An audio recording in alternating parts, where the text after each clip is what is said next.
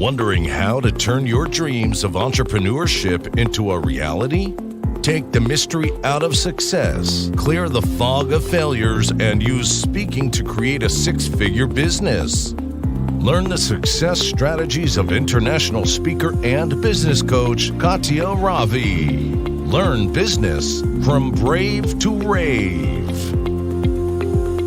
Bonjour, bonjour, bonjour, bonjour. Katya Ravi here. And today I have the immense pleasure to have my new friend, Amy, as a guest. Yes, Amy Lyle. Thank you. And you can already see the personality when she jumps in like that. You guys are in for such a treat.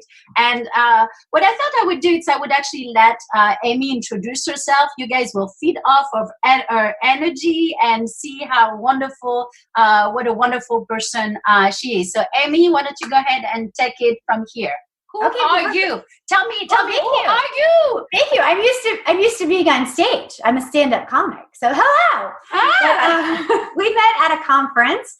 And I was a corporate trainer for many, many years for one of the largest staffing companies in the world, and got laid off in 2008, as many people did when the housing, it crashed. Right. And I was like, oh, this is bad. And but I had a bunch of money saved, and I used that money to reinvent myself, which was a huge risk, which was I wrote a couple of books. I wrote a screenplay. I started doing stand-up comedy. I started doing acting and speaking engagements. And recently, my most recent, and I was broke, I'm not going to lie. I was very poor. I went from a six-figure income to very, very little income for a long time.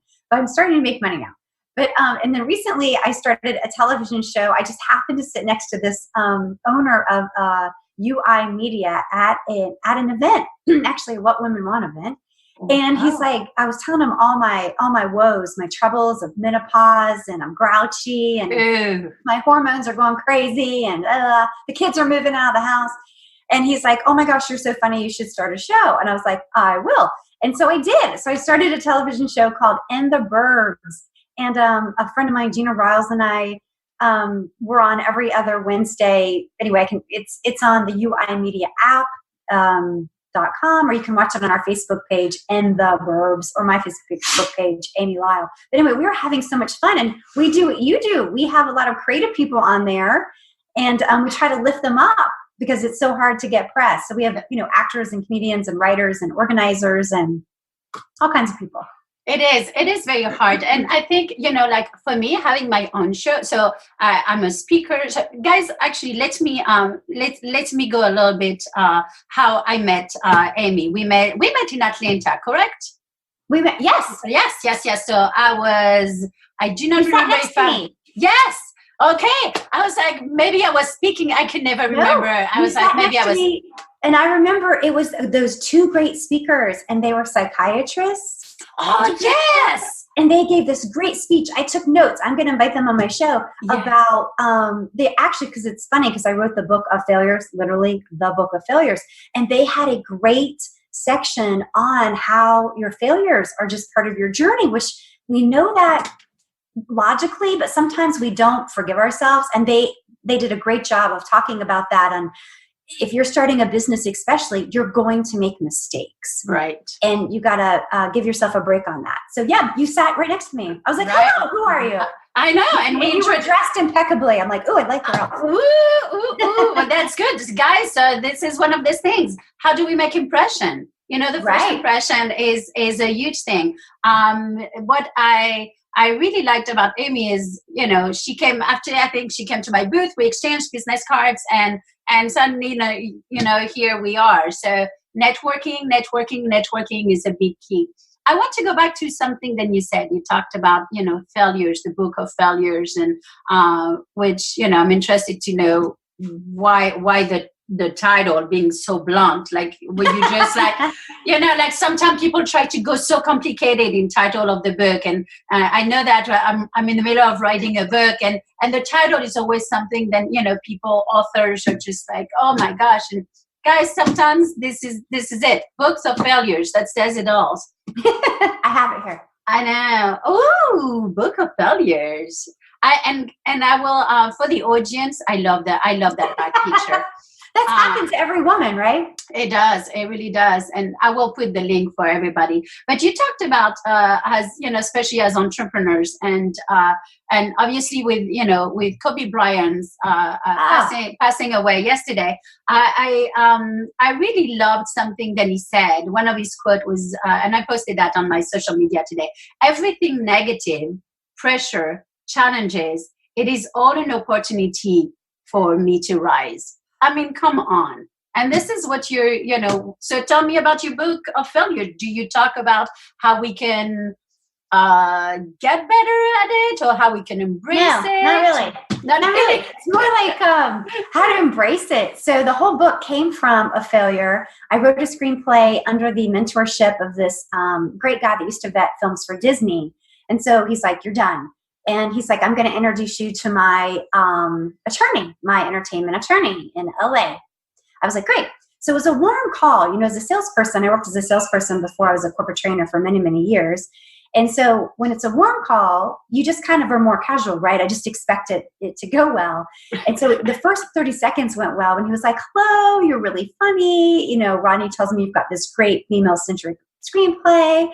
And I was like, for like 1 second, I was like floating on air. I was like, this is happening. This is happening. And then he throws out, he goes, I don't care who you are, how funny you are. You don't know anyone. You're no one, and you don't have any money. I'm not representing you. And I was just, again, because it was a warm call, I was like, what? And so I said, well, that makes me really effing sad. That's what I said. Right. And he started laughing, and he goes, I'm going to give you some free advice. He said, you can't just roll into Hollywood as a mom in the suburbs. Like, you have to have a book or a blog. Like, you have to be searchable. He's like, call me back when I search Amy Lyle on Google and a page of stuff comes up related to you, or a book or comedy. And I was like, what should I write a book about? And he's like, write what you know. And he threw an expletive in that sense. And immediately I was like, I have had a lot of failures. And so I set out to write this book, and it goes through like, horrific falls, getting fired, dating relationships, all kinds of stuff.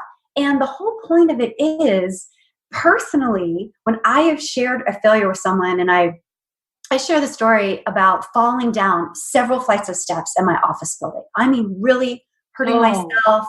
My outfit like rolled up. You could see my underwear. My pantyhose were rolled down to my ankles. It was really embarrassing. And like 50 accountants were like, are you okay? On the second floor. It was really embarrassing. And I hobbled out to my car. Anyway, so I was in the elevator, tear stained. And one of the ladies in my building, I didn't know her, but she's like, are you okay? And I told her what happened. And she's like, did you chip your teeth? And I was like, no, I didn't chip my teeth. And she told me a story, how she had fallen and chipped her teeth. And it was like, immediately I felt better. Immediately I felt a connection to her. Right. Immediately I was like, okay, I don't have to quit my job. Right. You know what I mean? Because for a second there, I'm like, I can't go back. And then lo and behold, the next day, so many people were like, I've never had a fall like that. However, and I've learned that like humor is kind of like literally the anchor to humanity. Yes. And if you give yourself a little bit of a break and you see the humor, it doesn't mean you can't learn from your mistakes. That's right. You learn from your mistakes, but also you see the humor in your mistakes. And it's much easier to move on, And frankly, people like you more. When you walk around being perfect all the time, That's right. It's a repellent. No one likes that. Right, but I think people sometimes have a tendency, like they don't really know you. So, for example, like if you follow me on my social media, you get a lot of my real life. Honestly, you get the good, the bad, the ugly at times. But one of the things that I never knew is whether we are in the business, people see what works, but they don't see what doesn't work. And one of my coaches not too long ago said, guys, I know I'm a big name, I'm a big celebrity, but really only 20% of what I do really is success. The other 80% fail. And I don't think we see enough of that. I think what we see is we see the success, we see the beautiful, we see the little shining diamond everywhere, but we don't see really how hard people have worked to get there, and we don't see all the failures. Would you agree with that? Oh my gosh. I mean, it's so funny because I'm so lucky with the books because if you go on Amazon and you look up like my category, humor and entertainment, my books are in 3 categories, as all Amazon books are. Right. But the humor and entertainment category is huge. And so it's like Kevin Hart, Jenny Lawson, Tina Fey, Amy Poehler, Trevor Noah. So my book sits next to these like famous people. And so they're like, assume that, make assumptions about things. And the truth is, one, I have to pay a lot of money to Amazon for advertising. That doesn't happen just naturally. I had to pay an immense amount of money. And 2, that was like thousands of emails and phone calls and 50 podcasts and doing a book tour and being on local television. And I mean, hustling, reaching out to magazines and newspapers every day for 8 hours. I'm not even kidding you, saying, trying to get press on this book. I mean, it is and showing up, I learned through my mistakes. Like I used to do book signings. When you show up at a book signing, you sell 12 books. What you make $100? I mean, it's ridiculous. It takes 3 hours of your time. I'm not discouraging that. Correct. No. That are fans. It's kind of a vanity thing. It's fun, but like investing, 20 hours of my time to understand Amazon advertising and how that works. I was so fortunate. Christmas, that's starting to pay off. I was selling about 100 books a day. And so, it's like, what's a better use of my time? Right. And so that was a huge mistake that I made for over a year. It was still fun. I just didn't make any money. Well, not only that, but I think actually this is a great point, because the hustling part, I think, is the part that sometimes people forget. They don't see the hustling. So for the book tour, because I have a book, I know then I don't want to spend, all of the time going from places to places and hotel and flying and all that. First of all, I don't have that kind of time. And my book is really more a platform because I speak on stages, and it's just a platform for my audience. But I see, I heard that. Then it was at the beginning we do this because, and it feels good. Sure, it's fun. I mean, we go, it's fun. I'm going to do this locally, obviously. But the second thing then you talked about that I really like is how the hustle and the amount of hours and we pitch ourselves. And as entrepreneurs, I think we get so complacent behind a computer, and we don't want to do it. We create. We're in creative mode. We create a new program. We do more. And so we're busy, but we're not busy doing the right thing. And then suddenly we're exhausted, but we haven't done anything who's money generating. And what you were doing is really activities who are money generating. And I love that you share that, because it really shows that it makes a difference. You could have left it up to Amazon to do the job, and you probably wouldn't be where you are today. Yeah, and it's like this year, my goal, if we want to talk about some goals, I want to do so I've been so lucky to be invited to, I'm on a local talk show all the time, almost every other Tuesday at Land & Company, which is so fun. It's a great, it's opened the doors to get speaking engagements, which is super fun. I do a speaking engagement, on the power of healing or your impact on your teams in corporate America. If you have not like knock jokes, but literally humor creates an environment of innovation. It creates an environment of trust. It creates better teams. I mean, there's nothing bad that can come of true, just seeing the humor in humanity, that kind of stuff. Not, again, making fun of someone, exploiting someone, anything. Right. But it's a great equalizer, right? If you're in a building and there's a CEO and you're a new salesperson and the CEO shares a story that's kind of a little bit self-depreciating about a mistake that he made, you instantly have humanized this person. You're like, oh, he started where I did. So there's great power in that. But anyway, so this year I'm trying to take the speaking engagements to another level and apply for a TED Talk. It is painstaking. I've applied for 40 TED Talks, and each application is slightly different. Correct. And so far, only rejections have rolled in. And so it's just like, it's one of those things where I've read, sometimes it takes 300 applications. And so that's just on my calendar every day. I get up and see, what's the deadline, and apply. And sometimes you have to make custom videos for them. And I'm hoping it's pay off, because I'm hoping my speaking engagement, I'll be able to add a zero to that speaking amount, because it's kind of like the Super Bowl of speaking. Right. I mean, I'm hoping. Right. And this is where, so I teach, in my work, I do, I teach speaking. So I teach the different kind of speakings, and I tell people, it's like pitching yourself is such a huge part. People are not going to call you out of nowhere, say, hey, Amy, we want to have you there. If you don't, they do, but then they want you to do it for free. If they are calling you, they're normally like, can you do it for free? Right. That's a different story. But making money and monetize it is a big difference. So I found I shared that with my audience not too long ago. So I'm going to be the keynote speaker in Rome, Italy next at the end of this month. How exciting! Congratulations!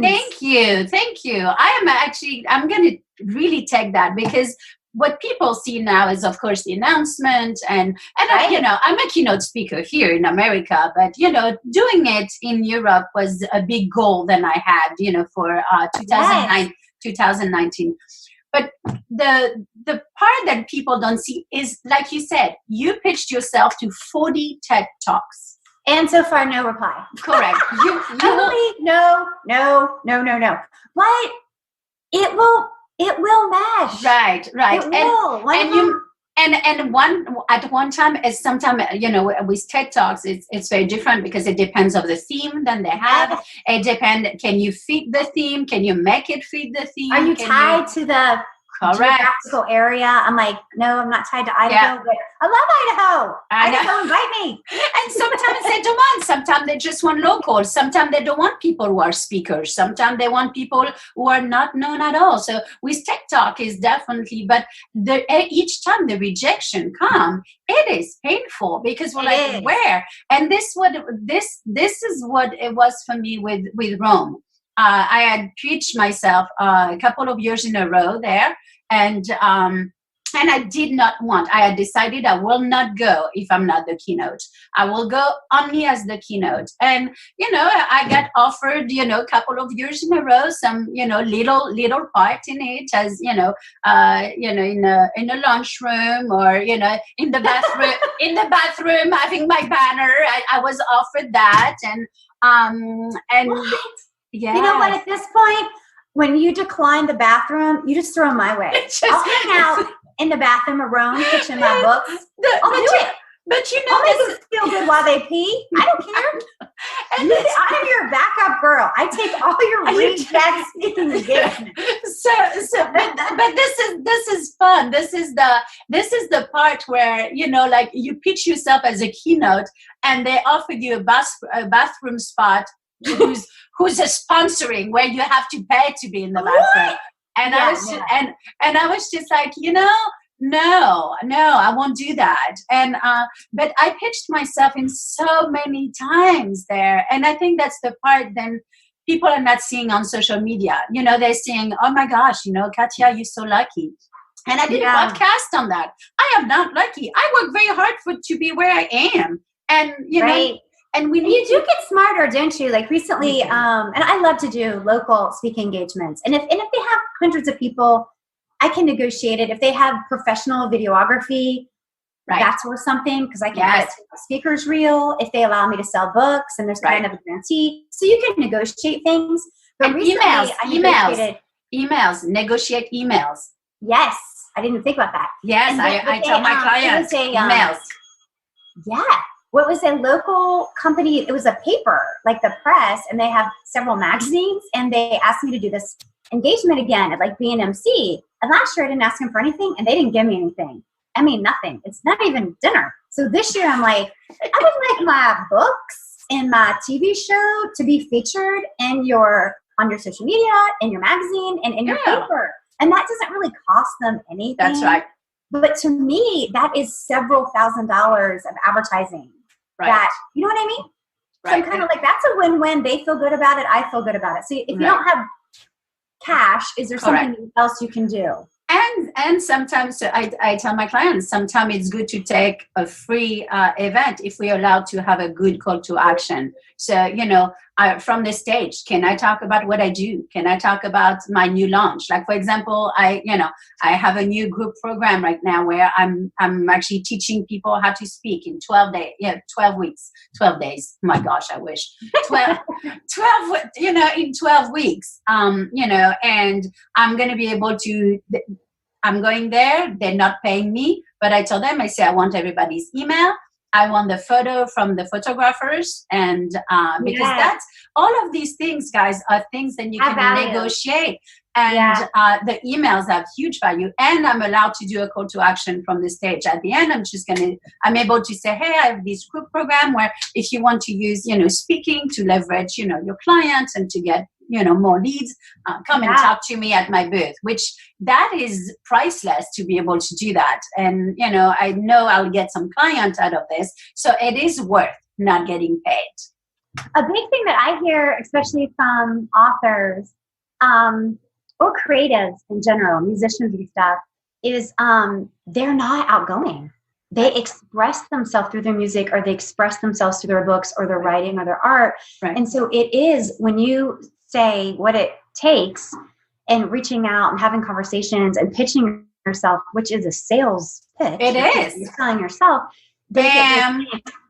And I feel like it's so hard because you're at the most vulnerable and you're at your poorest, when you first start, and you don't have money to do that. But if you really, really hate that, you've got to come up with some creative ideas. For example, like if you're doing a book, but you're not willing to get out there, you could ask 20 to 30 of your friends to have like a private Facebook page, and all they do is support you. That's so when you do a cover reveal, they post it. When the book is released for pre-order, they post it. And when you think about it, if you had 20 people and if they really did it, that's a 20,000 reach.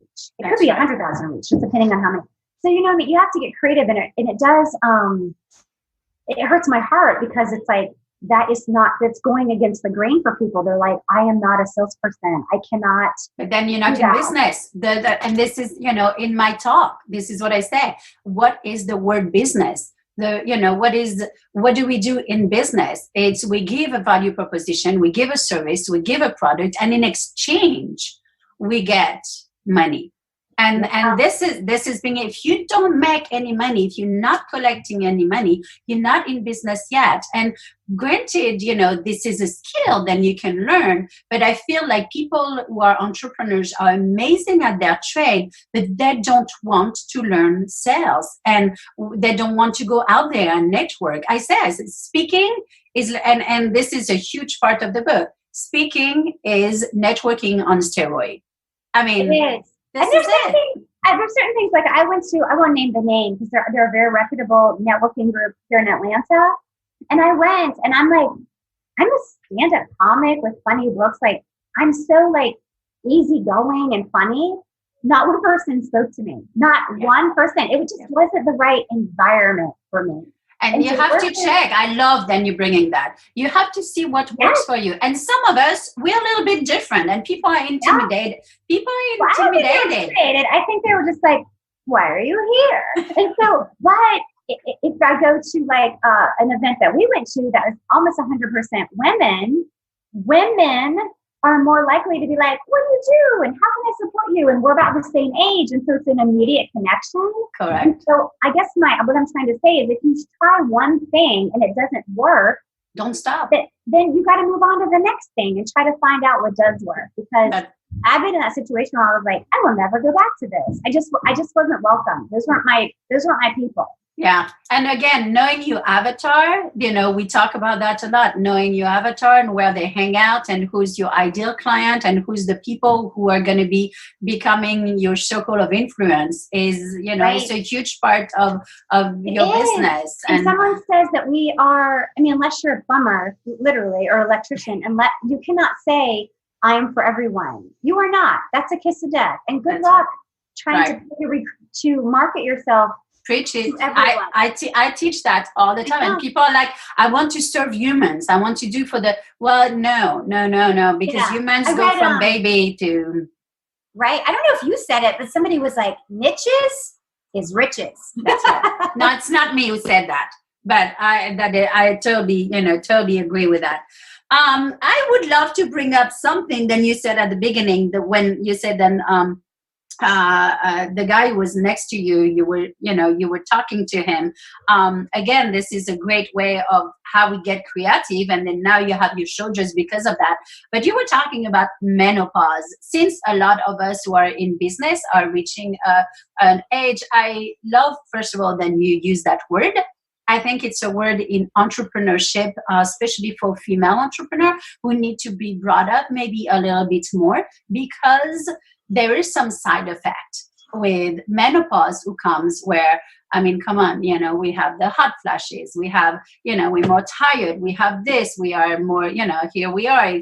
If we don't close a sale, maybe after the sales call, we're crying, or, like, I don't know, making things up. But can you go ahead and talk a little bit about what you have discovered, who maybe if you can give us some insight of what worked or what really didn't work and what not to do. If you have some insight, I'm sure my audience would love to hear that. Well, I think one thing you can do is there are so many, my co-host, she's introduced me to like the empty nesters. Like there's a lot of websites or Facebook groups that are of our age. Yes. And I think so having a sense of community, if you don't have a sense of community, is number one. Because again, I look at everything like that as it can be humorous. It can be humorous. Right. And but if at first it's not, because you're like, what is happening to me? But I don't think it's talked about enough. And at the event that we were at together. Oh, Rachel! Do you remember Rachel? That's what my gosh, she's amazing! And do you know what she said? There is nobody. It is like, because you're menopausal, no one is marketing cosmetics to you. Yes. Right. Yes. Oh my God! I'm so excited you bring her up. Her product is Pause Well or something like that. Guys, you back because we don't remember. Pause Well. I think that it's got pause and put menopause and Rachel. And she, not only she's amazing, but she had this amazing product to, like, you do like shit like that in the back of your neck, and literally your hot flashes just go away in like a matter of seconds. It was truly wonderful. And her face was like glowing. I know. Her face was glowing. Yes. But more important than that, it was like that she came forward, and I noticed you probably follow her on social media. I noticed she just picked up by like Ms. Magazine or something big. Which is new, because she was saying at the event that nobody wanted to publish because of the law, because of the attorneys with the magazine who didn't want to put the word menopause, because menopause was a medical condition. And I was just like, what? Yeah. Yes. And so she is, that was shocking to me too. It was just like, she couldn't get people to talk about this. And so I love that, on our show, and then again, lots of people have Facebook pages with empty nesters or menopause or middle-aged women or whatever. But it's like having that sense of community to be like, okay, I'm not crazy. This is part of menopause. Right. And I think that's what I want the audience to know. It's, we're not crazy. No. We're not crazy. We're going to fail. On a very small accolade, her product, I just looked it up while you were talking. It's Pause Well Aging. That's the product. Well, I'm going to write that down. Yeah. Pause Well Aging. And the product I was talking about is the Hot Flash Cooling Mist. And you can order it on Amazon and, all these good places. But I think, I think that's what, sometimes we feel weird. And I know for me, the more I grew as an entrepreneur, so I was already weird in the first place, whether I was when I was in school, I was always like the cool kids wanted to hang out with me, but I didn't fit with them. I really felt more with the geeks, and I am a geek. I love classical music. I love to read. I love to hike. I'm not really, I dance, but really in the social, I don't do so much. And one of the things that I realized is the more I grew as an entrepreneur and the higher I grew, then my circle of friends became smaller and smaller, because suddenly I was I always was very driven, but I wasn't talking about it. But now that the business is really thriving, that of course I talk about it, and I do activities who are like you. Like, I mean, you're doing a show, you're doing a book. I mean, you're busy doing things for the business. And I wonder, my question to you is: has it affected some of your friendship, and how do you find new friendship with women who are more like-minded? If that makes any sense. Oh yeah, it makes perfect sense. Some people, it's so weird because you've written a book, and so what's shocking is people that you've known your whole life that you thought were your friends didn't support you at all. I mean nothing. I mean nothing.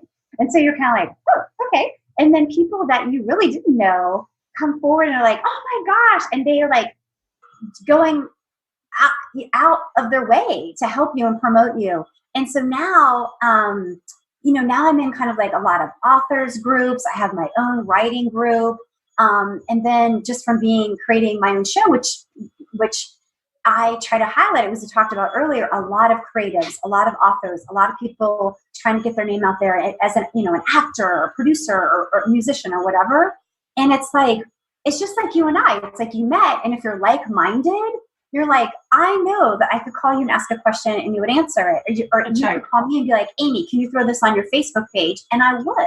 It's like if you have like-minded people, and so you're right, you start to surround yourself with like-minded people, and there's nothing against the people that you used to hang out with. You just don't have as much in common with them. Right. And so, I like that, because we go back to what we talked at the beginning, like supporting each other. That's how you kind of opened. How do we support each other? And one of the things, whether you have a TV show, whether you have a book, or whether you have a podcast, guys, it's very important. If you enjoy those, please take the 2 minutes it takes to write a review, to put the stars, to put this go on Amazon for any book, this go for this podcast and you're listening, this go for Amy's show. We want people to know that this is interesting. Like for me, I know I have many subscribers on this podcast, but we have only 2 ratings. And, we want to show the result that we see, for us on our end. We want that. So please, guys, this is, how we can support each other, how we can help each other to grow. Because one day you'll be in this position, and one day you will want someone to do this for you. So, right? One tip on that. So it takes a long time. You're trying to do all social media, right? You're trying to do Instagram and this. So if you are a podcaster, a great social media is Twitter. Twitter has a lot of podcasters, and the hashtag Podern Family, like podcast, Podern Family, they are so generous. If you post your podcast or podcast that you like, and you put, in your description, hashtag Podern Family, they're very generous to retweet your podcast. I did not know that. Yes, it's very powerful. And there's actually a page podcast, so you can actually tag them like, hey, I'm a podcaster, thank you for welcoming me to the group or whatever. But you have to reciprocate. You have to find some podcasts that you like, and the same for the authors. If you are an author, make sure you put author hashtag writer in your bio or writers community. You will see very, very quickly writers do big lists of other writers, and we all follow one another. Wow. And they're very generous. If I repost your book, you will, retweet your book. Correct. You will retweet mine. And people are very generous if they read your books to put a review and talk about it or make recommendations. Or, I try to do that. Like when I was getting ready to publish, I didn't know the world of Amazon. And so I looked to 2 experts, Dave Chesson and Laura Peterson. And so all the time, people on Twitter will say, I don't understand the world of Amazon, or I don't understand the numbers or whatever. Every time I'm like, hey, it's free. Check out Dave Chesson and Laura Peterson's blogs. Check out their videos on YouTube. They are gurus in self-publishing. And it always comes back. You know what I mean? That's right. Back where they're like, oh, thanks, Amy. I love Amy's books or whatever. That's right.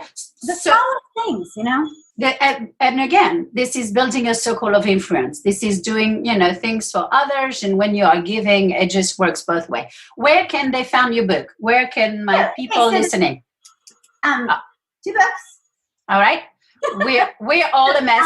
The Book of Failures by Amy Lyle. And we're all a mess. It's okay. Perfect. And you can find them, if you want a hard copy, you can find it almost anywhere, Barnes & Noble, Walmart, wherever.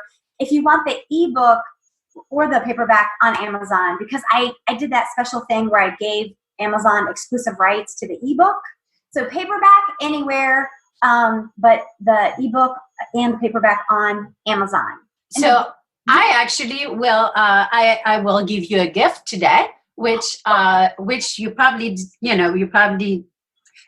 didn't know, but then we can request at our local library to have our library to demand. So I'm going to call the Chapel Hill Library, the Raleigh Library, and the Durham Library. That way they can get your book. And guys, people take pictures of that when they do that for me, and it makes me cry tears of joy. Yes. No, it does. This is and it. So they invite you to their book clubs, and you can do a Skype book club. And it's worth it. And if there's 20 people, it's worth it if they all invite. It's so fun. So yes.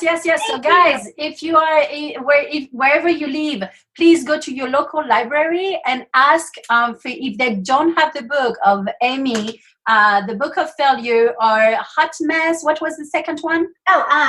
We're all a mess. We're all a mess. It's okay. Go ahead and make sure you ask that, because that's more book for her getting sold, and that's more, that's getting out there. So, and can you give us a link, or where can we listen to your show? Oh, sure. If they want to watch the show, it's on our Facebook page. And the Burbs is the easiest place to watch the show and interact with us. Okay. And again, it's on Binge TV. It's on Spreaker. It's on SoundCloud. It's also on their app. All of our shows are housed there too on the www.uimediaapp.com. And we love to hear questions, or if you want to be a guest, or there's paid sponsorships, which is kind of fun. People are like, "Hey, can you promote my book?" Sure, there's a small fee for that. It's like it's how everything works, and that's normal. I will put under, when I publish this, we will put in the Burb Facebook page. I will put it as a link, and so guys, go and like the page and do your part. With that, on Twitter, Amy Lyle. I'd love to connect with you on Instagram. It's Amy Lyle Author. My regular Facebook page is Amy Lyle. So, especially if you're middle-aged, we got to bond together. Yes, I know, we do. We really do. We have to help each other, whether it's with menopause or falling off the stairs with our underwears up, and having someone who's telling us do not quit our job, So I thank you so much for being my guest today. This was so much fun, and I know that really the audience is really going to enjoy that. So thank you so much. And guys, don't forget to go ahead and maybe take a picture of this podcast, and then post it on Instagram. I have put some hashtags, and ask me any question you want, or any subject that you want me to address for next time. Thank you so much, and I'll talk to you later. Bye. Bye, Amy. Bye.